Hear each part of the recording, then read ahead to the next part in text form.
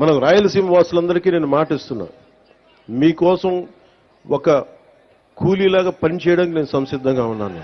మీకు కష్టం వస్తే నేను ఆ రోజున అన్నమే పింఛాడాం తెగిపోతే ఆ రోజు నేను ఎంత బాధపడ్డానో తెలిసి డ్యామ్ తెగుతుందని తెలిసి కూడా ఇసుక కోసం అంతమంది అన్ని పశువులు అంత ఆస్తి నష్టం, అన్ని ప్రాణాలు పోయారు.